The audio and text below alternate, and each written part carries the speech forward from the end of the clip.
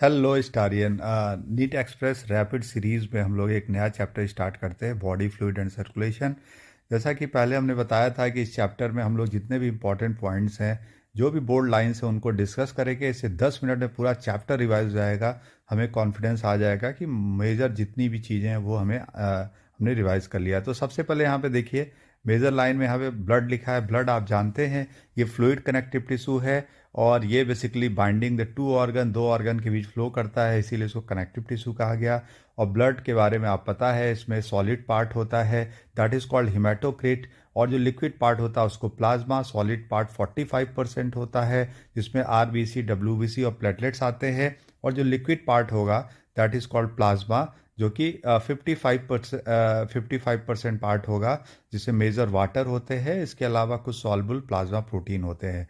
दूसरा यहाँ पे लिखा लिम्फ। तो देखो स्टूडेंट, लिम्फ क्या होता है? जैसा कि आप जानते हैं कि जब ब्लड कैपिलरी से प्लाज्मा बाहर निकल के आता है तो टिश्यू के अराउंड कलेक्ट हो जाता है, जिसको टिश्यू फ्लूइड कहा जाता है।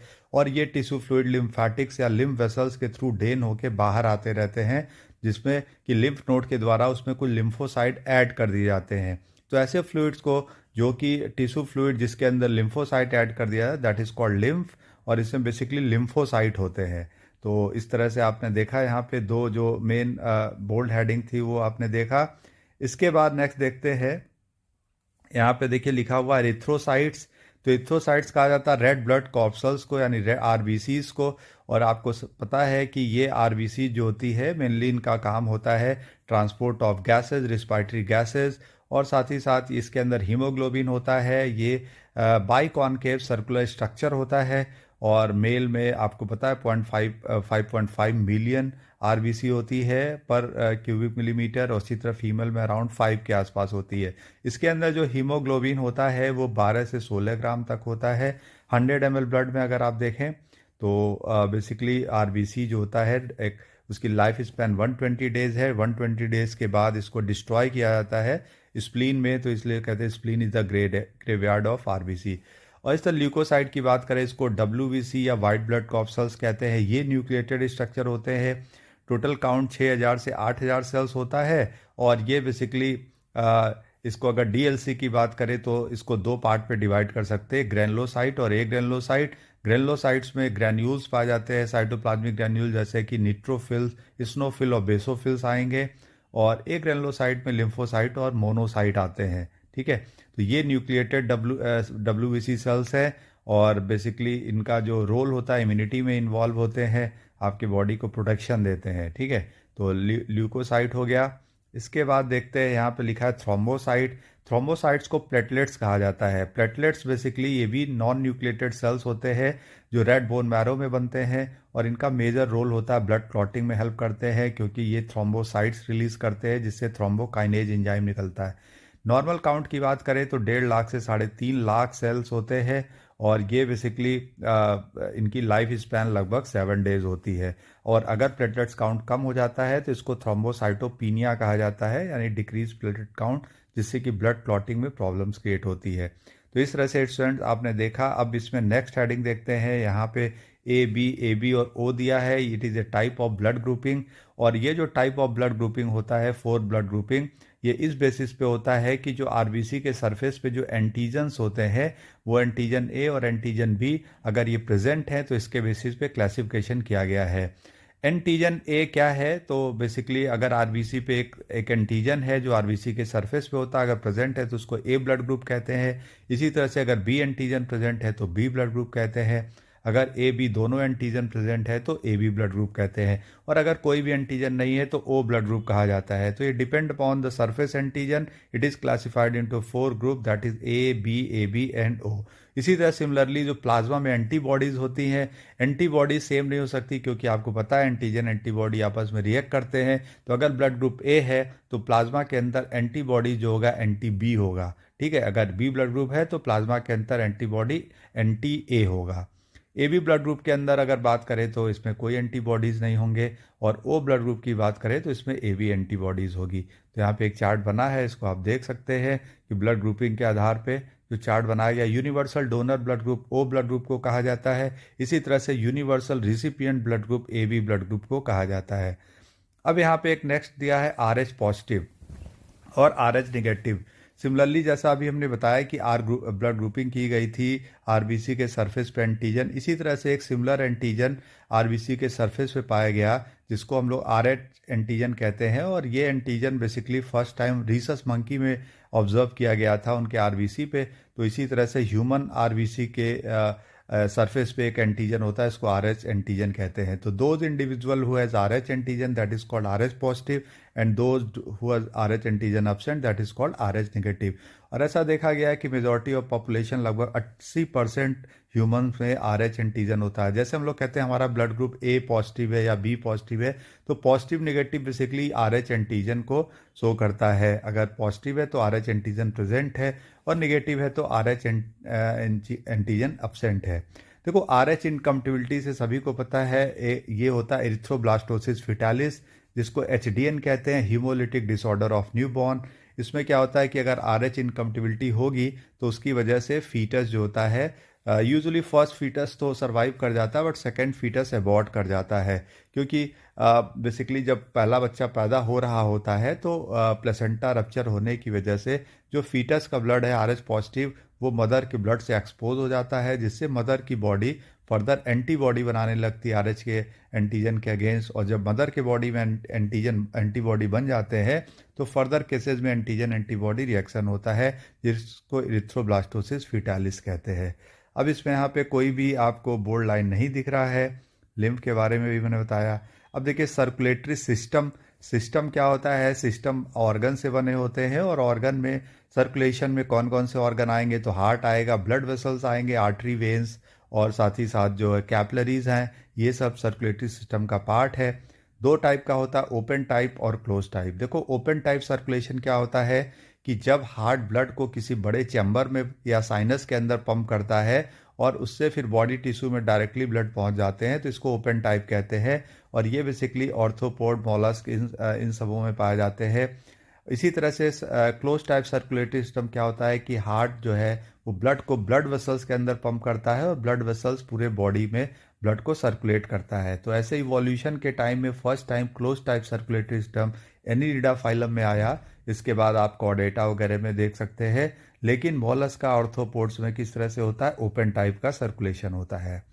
ठीक है, अब इसमें और देखते हैं कौन सी बोर्ड लाइन। देखिए हार्ट लिखा है, हार्ट सबको पता है मीजोडर्मल ओरिजिन के होते हैं, और ये आपके थोरैसिक कैविटी में बिटवीन द टू लंग, जिसको मेडास्टाइनल स्पेस कहते हैं, वहाँ पे लोकेटेड होता है। उसका एपेक्स टुवर्ड लेफ्ट साइड होता है, इसको लीवोकार्डिया कहते हैं। हार्ट की वॉल में 3 लेयर्स होती है, एपीकार्डियम, मायोकार्डियम और इंडोकार्डियम। मायोकार्डियम जो होता है ये कार्डियक मसल्स के बने होते हैं, और इस तरह से हार्ट के चारों तरफ एक सैक लाइक स्ट्रक्चर होता है, इसको पेरिकार्डियल सैक कहते हैं। उसमें पेरिकार्डियल फ्लूइड भरा होता है। पेरिकार्डियल सैक 2 मेम्ब्रेन से बना होता है, आउटर जो होता है फाइब्रस मेम्ब्रेन होता है, और अंदर वाला सीरस मेम्ब्रेन होता है। ठीक है, बात करें एट्रिया की, तो एट्रिया जो है, एट्रियम को कहते हैं बेसिकली जो ऊपर हार्ट में 4 चैम्बर होते हैं, ऊपर वाले 2 चैम्बर को हम लोग एट्रिया कहते हैं, और नीचे वाले 2 चैम्बर को वेंट्रिकल कहते हैं। तो वेंट्रिकल बेसिकली जो नीचे वाला चैम्बर है, और 2 वेंट्रिकल के बीच में इंटरवेंट्रिकुलर सेप्टम होता है, और इसी तरह एट्रियम के बीच में इंटर ऑरिकुलर सेप्टम होते हैं। देखते हैं। अब यहाँ पे देखिए लिखा है cyano atrial node, SA node. SA node basically क्या होता है कि ये स्पेशलाइज कार्डियक मसल है जो हार्ट में इम्पल्स जनरेट करते हैं।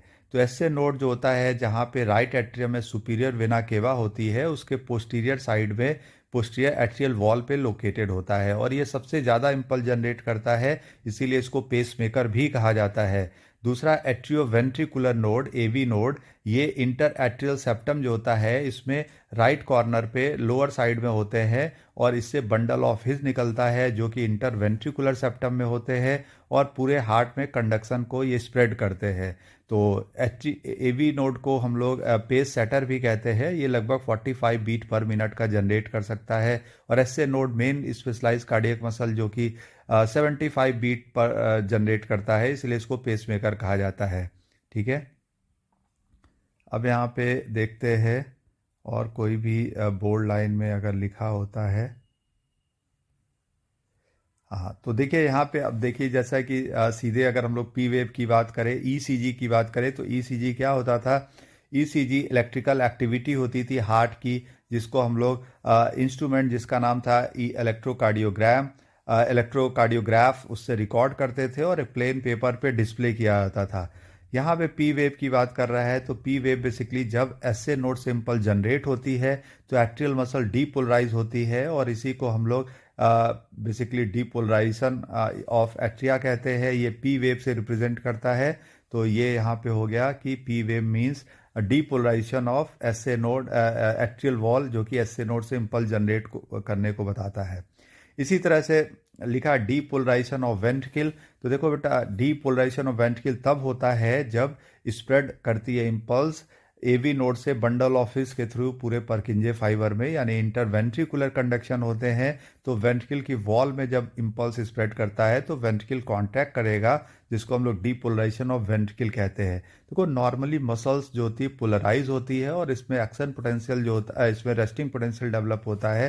कार्डियक मसल में यूजुअली -90 मिली वोल्ट होता है, जबकि नॉर्मल न्यूरॉन्स में आप जानते हैं कि -60 से -70 मिली वोल्ट का रेस्टिंग पोटेंशियल होता है। ठीक है। अब यहाँ पे देखिए रीपोलराइजेशन लिखा है। तो रीपोलराइजेशन का मतलब क्या होता है कि नॉर्मली जो कार्डियक मसल्स हैं पोलराइज होती थी, और जब उसमें कॉन्ट्रैक्शन होता था तो डीपोलराइज हो जाती थी।